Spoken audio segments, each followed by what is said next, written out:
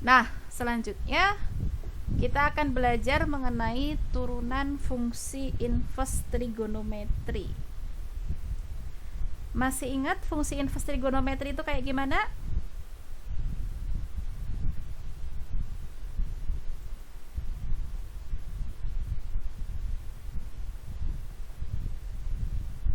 Masih pada ingat? Lupa. Harus diingat Lupa ya. dikit, Bu. Nah, di sini kita harus mengingat kembali tentang fungsi inverse trigonometri. Kita tahu bahwa pada dasarnya suatu fungsi trigonometri itu ada 6 fungsi dasarnya ya, yaitu ada sin X, cos X, tangen X, kotangen X, serta sekan X dan kosekan X. Nah, kemudian kalau fungsi trigonometri, kalau 6 dasar fungsi trigonometri ini domainnya kita lepas, maka fungsi tersebut nanti dia bukan fungsi satu-satu. Padahal supaya dia punya suatu fungsi, supaya dia punya inverse, syaratnya dia harus fungsi satu. Nah, seperti itu berarti caranya gimana supaya si fungsi trigonometri ini memiliki inverse? Ya domainnya harus kita batasi. Nah, di sini kita punya suatu fungsi trigonometri seperti ini, domainnya kita batasi kayak gini. Fungsi pembatasan ini gunanya pembatasan domain ini supaya si fungsi ini menjadi fungsi yang satu-satu. Kalau dia sudah fungsi satu-satu, maka nanti dia akan punya inverse. Oke, ketika domainnya kita batasi seperti ini, maka nanti kita akan punya daerah hasil dari masing-masing fungsi itu ada di kolom ketiga dari tabel ini. Kayak gitu. Nah, kemudian inverse-nya gimana? Inverse dari fungsi trigonometri itu notasinya seperti ini. Kalau kita punya suatu fungsi sin X dengan domain seperti ini dan daerah hasil ini, maka nanti kita akan punya fungsi inverse. Fungsi inverse-nya siapa? Arcus sin X.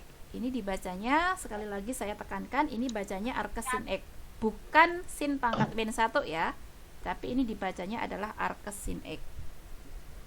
Nah, seperti yang kita tahu bahwa domain dari F inverse itu adalah daerah hasil dari fungsinya, fungsi aslinya, yaitu domain dari F inverse itu sama dengan RF. Jadi di sini domain F inverse itu sama dengan min 1 sampai 1. Selanjutnya, daerah hasil dari F inverse itu sama saja dengan domain fungsi aslinya, yaitu RF inverse itu sama dengan min Pi. Ini kurung siku ya, min Pi per 2 sampai Pi per 2 kayak gitu. Dan seterusnya. Untuk cos ya berarti inverse-nya arcus cos, untuk tangen itu inverse-nya arcus tangen, dan seterusnya, dengan perlu kita perhatikan domain dari masing-masing fungsi tersebut dan daerah hasilnya seperti itu. Nah, kemudian dengan demikian kita bisa mengatakan bahwa kalau saya punya Y itu sama dengan arcus sin X, maka Y ini adalah suatu bilangan yang berada di dalam interval kurung siku min Pi per 2, Pi per 2, sehingga nanti ketika saya dapat Y di antara ini sudutnya, nilainya, maka sin Y nanti itu akan sama dengan X. Kemudian kalau kita punya Y sama dengan arcus cos X, maka Y itu adalah suatu bilangan yang berada di interval ini. Dengan demikian nanti cos Y itu akan sama dengan X dan seterusnya. Seperti itu ya. Oke, untuk mengingat kembali tentang arcus sin, arcus cos, arcus tangen dan seterusnya, di sini ada contoh. Kita diminta untuk melengkapi tabel. Ketika kita punya X-nya nilainya seperti ini, kita disuruh menghitung arcus tangen X. Ingat tadi arcus tangen X itu suatu bilangan yang berada di mana? Di antara min Pi per 2 sampai Pi per 2. Nah, berarti ketika kita disuruh mencari arcus tangen X dengan X-nya akar 3, itu artinya kita mencari sudut yang besarnya berada di antara ini. Gitu kan ya? Berarti sudut berapa yang menghasilkan tangannya itu akar 3? Berarti berapa? 60. 60 itu kalau dalam radian apa? dua pi pi per pi per 3. Hah? pi per 3 Pi per pi per 3. 3, Bu. Kayak gitu ya. Oke. Selanjutnya yang di sini sudut berapa yang menghasilkan tangannya 1? 45 itu berapa? Dalam radian pi per 4 pi per 4. Nah, yang perlu hati-hati di bagian negatif-negatif ini. Sebelum yang negatif, kalau akar 3 per 3 itu sudut berapa? 30 Berarti pi per berapa di sini? pi per 6 Pi per 6. Oke, lanjut ke sini. Nah, yang negatif ini harus hati-hati. Ingat di sini domainnya dimulai dari mana? Main pi per 2 sampai pi per 2. Kalau kita gambarkan di bidang kartesius, ini sumbu X, ke sana sumbu Y. Ingat, kalau kita bicara tentang sudut, sumbu X ini merupakan sumbu sinar awal. Berarti sudut pi per 2 itu dia dibentuk dari sumbu sinar awal dengan sumbu akhirnya itu di sini identik dengan sumbu Y yang positif ke arah sana gitu kan ya. Berarti kalau arahnya berlawanan arah jarum jam berarti tandanya positif. Berarti ini ke sana besarnya sebesar pi per 2. Berarti sumbu Y positif ini adalah besarnya pi per 2 gitu kan ya. Sudut yang dibentuknya. Nah, sekarang kalau min pi per 2 di mana? Ya, min pi per 2 berarti lawannya kan. Kalau dia berlawanan arah jarum jam, jarak dari sini ke sini, berarti sejauh berapa? Kalau berlawan arah jarum jam tandanya positif atau negatif? Negatif. Berarti di sini adalah sejauh min pi per 2 sudutnya. Nah, pertanyaannya, kita punya daerahnya antara min pi per 2 sampai pi per 2 itu di mana? Daerahnya di kuadran 2 dan 3. Ya, di kuadran 2 dan 3. Berarti daerahnya ada di sini kan? Nah, kita ingat di sini misalnya kita tandai kuadran 1, di sini kuadran 4. Tangan itu nilainya negatif di kuadran berapa? 4. Selain itu? Di 2. Tapi 2 di sini kan bukan daerahnya kan ya? Karena apa? Karena kita membatasinya tadi dari min pi per 2 sampai pi per 2. Batasnya di sini. Oh, berarti saat ini tangan negatif itu ada di kuadran 4. Nah, dengan demikian gimana cara menentukan besar sudutnya?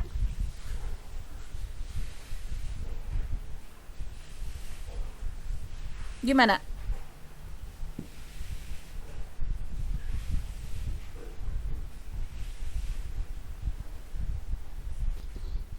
Untuk min akar 3 per 3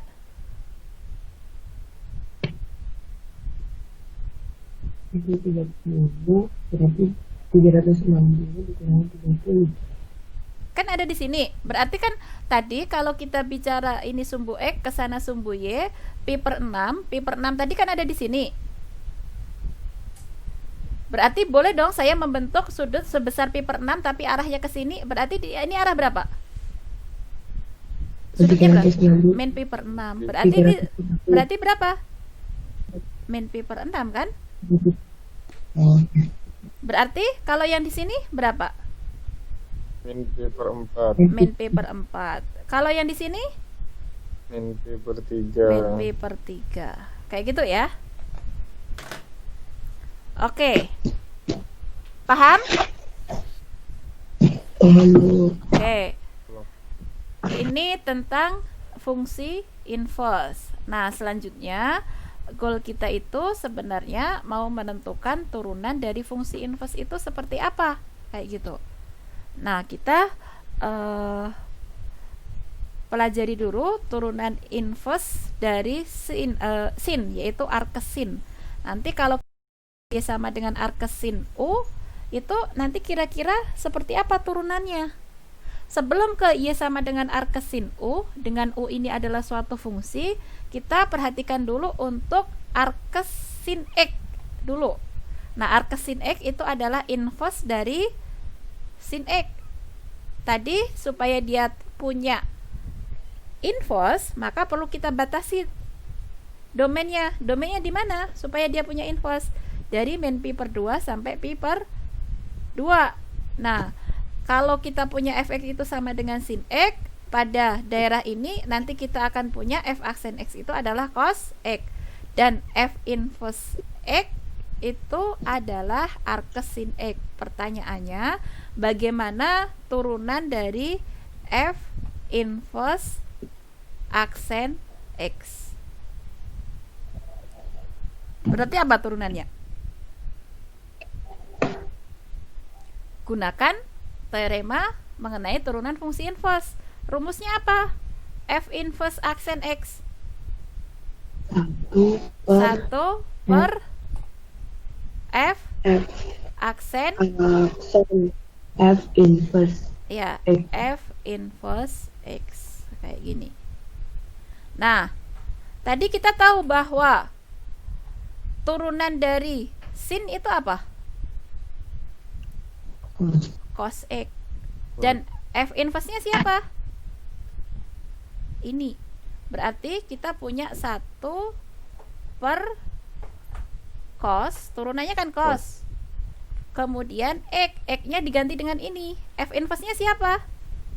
Arcus sin. Arcus sin. Berarti di sini arcus sin x. Kayak gini. Paham sampai situ? Oke, lanjut.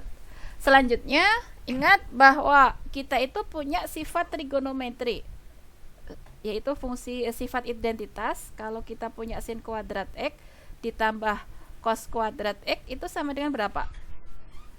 1. Berarti cos kuadrat x itu sama dengan apa?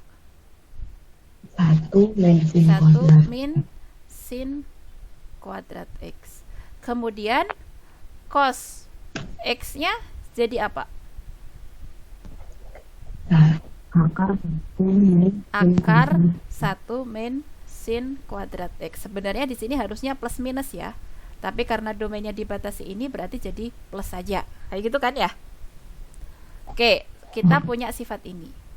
Berarti di sini yang bagian ini persamaan terakhir kita bisa tuliskan menjadi 1 per cos x. Berarti cos x tadi sifatnya kayak gini kan? Berarti kita bisa tuliskan menjadi akar 1 min apa? Sin kuadrat x-nya kita ganti. Kuadrat X. X-nya kita ganti siapa? Jadinya sin Arcus sin. arcus sin X. Seperti itu? Paham? Paham. Oke. Sekarang kita tahu bahwa sin dari arcus sin x itu sama saja dengan x itu sendiri. Iya kan? Ya enggak?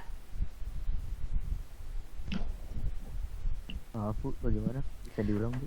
Sin dari arcus sin x itu kan x itu sendiri.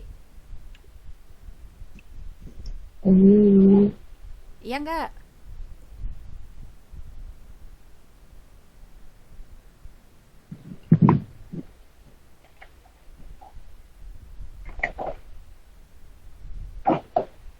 Jadi sin dari arcus sin Oh, x Ibu. itu adalah x itu sendiri. X sendiri. Nah, berarti di sini kita punya apa di sini? Sin kuadrat arcus sin x. Kalau sin dari arcus sin x itu adalah x, berarti ini kuadrat jadi apa? Jadi X Ya, kuadrat. x kuadrat. Dengan demikian yang di sini jadi apa?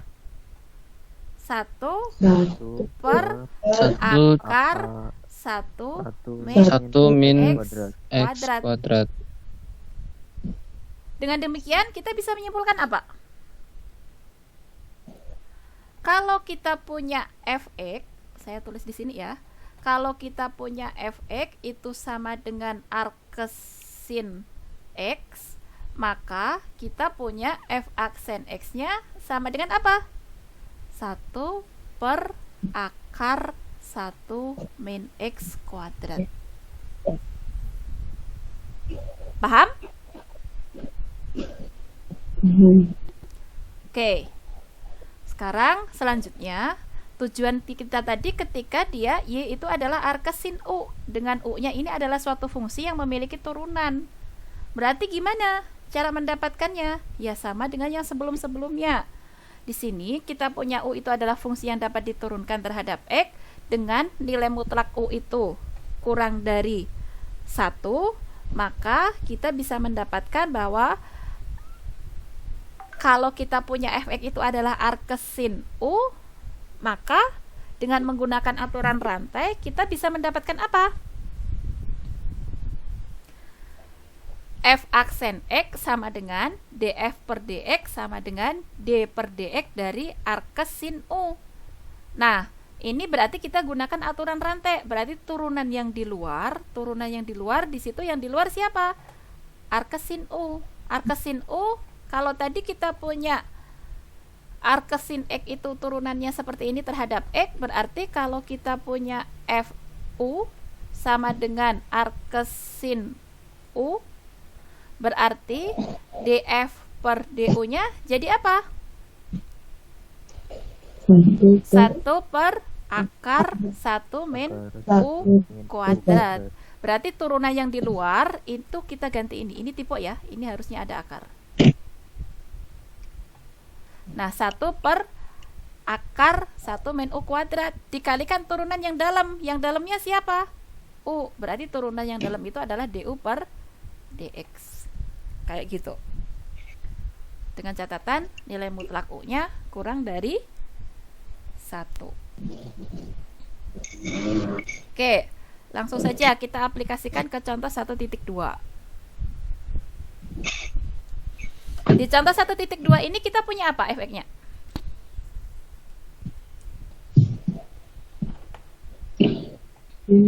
Arkes sin X kuadrat. Fx-nya sama kenapa ya nyoret-nyoret sendiri. Fx-nya sama dengan arkes sin X kuadrat. Berarti ini kita misalkan U-nya siapa?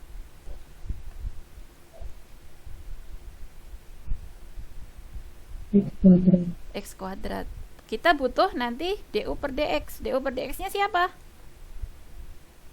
2X. 2x. Berarti tujuan kita mau menentukan df per dx. Df per dx kalau kita punya seperti itu, apa rumusnya? 1 per akar 1 min U kuadrat dikalikan du per dx. Berarti jadi apa di sini? 1 per akar 1 min U kuadrat. U-nya X kuadrat. X kuadrat Dikuadratkan. Du per dx-nya dikali 2x. 2x. Berarti ini kalau kita sederhanakan jadi apa? 2x 2x dibagi bagi dengan akar 1 akar 1 min X pangkat X 4. kuadrat. 4. Kayak gitu ya? Ya, Bu. Oke.